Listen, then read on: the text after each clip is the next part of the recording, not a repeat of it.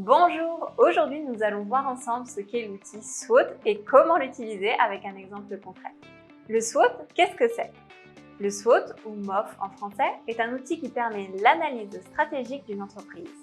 L'acronyme signifie Strength pour le S ou force en français, Weaknesses pour le W ou faiblesse, Opportunities pour le O ou opportunité et Threats pour le M qui signifie menace. Cet outil est idéal pour comprendre les forces et faiblesses internes à une entreprise, mais aussi pour comprendre les opportunités et menaces présentes dans un environnement externe qui impacte l'entreprise. Vous pourrez vous en servir afin de faire le bilan des actions passées en termes de réussite et d'échec, d'analyser un projet ou encore la pertinence d'un produit ou même d'une campagne publicitaire. Ainsi, il sera plus facile de décider des actions adéquates à réaliser pour se différencier de ses concurrents, mais aussi pour développer l'activité de l'entreprise. Si vous souhaitez développer vos compétences dans le marketing et le management, vous trouverez le lien de notre formation responsable de petites et moyennes structures dans la description. La matrice. Le SWOT fonctionne sous forme de matrice. Elle comprend 4 zones qui reprennent respectivement les 4 lettres de l'acronyme. Force, faiblesse, opportunité et menace. Ainsi que 2 étages, une partie supérieure qui est destinée au diagnostic interne et une partie inférieure destinée au diagnostic externe. Pour plus d'informations à ce sujet, nous avons réalisé une vidéo que vous pourrez retrouver juste ici.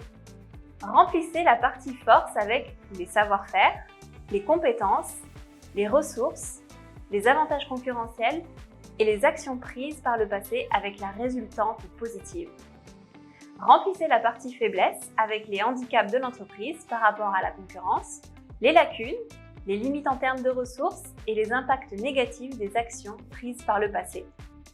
Dans la partie opportunité, notez les facteurs externes impactant l'entreprise positivement.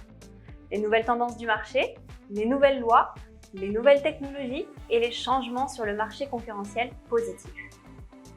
Et enfin, dans les menaces, écrivez les facteurs externes impactant l'entreprise négativement, les nouveaux règlements comme les normes, les lois, etc., les évolutions technologiques et l'évolution du paysage concurrentiel. Prenons désormais un exemple concret. Charles est patron d'un magasin de jouets traditionnel dans le Jura, à Moiron-en-Montagne, capitale des jouets. À l'arrivée des nouvelles technologies sur le marché, il remarque que sa clientèle baisse, que les enfants sont moins intéressés par les jouets traditionnels et préfèrent jouer sur les tablettes dernier cri.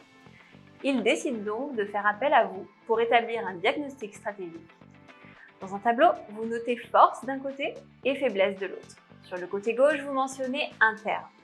Juste en dessous, écrivez opportunité et de l'autre, menace. Puis sur le côté gauche, externe. Vous commencez par un diagnostic interne, autrement dit les forces et les faiblesses de l'entreprise. Les forces de l'entreprise sont les suivantes. Il dispose d'une boutique physique au centre-ville, ce qui permet un trafic constant, et le succès de ses jouets réside dans un secret de fabrication innovant. En revanche, il n'a pas de boutique en ligne, il n'a formé personne pour la fabrication de jouets artisanaux et certains fournisseurs ne fabriquent plus certains produits dont il a besoin. Pour les opportunités, notez qu'une étude de 2020 indique que les jeux de société sont en vogue. Il reste donc un espoir pour Charles qui se sent désemparé face aux nouvelles technologies. De plus, les études ont également montré que les consommateurs accordent de plus en plus d'importance à leur empreinte écologique, ce qui est idéal pour la boutique de Charles puisqu'il fabrique lui-même ses jouets. En revanche, les études montrent également que les ventes des consoles de jeux ont gagné 11% par rapport à 2019. Chaque jouet doit être soumis à la norme ISO sur les jouets.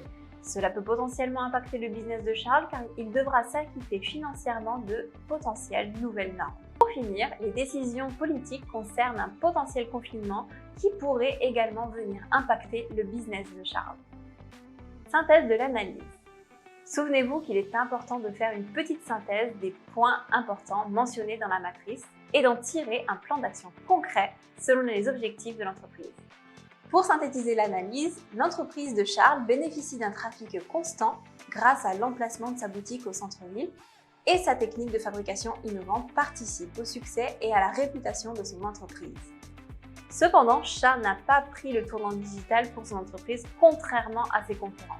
Il faudrait donc créer une boutique en ligne et mettre au point une stratégie digitale pour pouvoir attirer une autre clientèle. De plus, malgré la montée en popularité des consoles de jeux, les gens sont toujours attirés par des jeux plus classiques comme les jeux de société. Ce qui arrange Charles puisqu'il a également inventé quelques jeux de société made in Jura. J'espère que cette vidéo vous aura plu et que l'analyse SWOT n'aura plus de secret pour vous. N'hésitez pas à consulter nos autres vidéos sur le même thème. N'oubliez pas le commentaire, le pouce bleu et surtout abonnez-vous. À bientôt!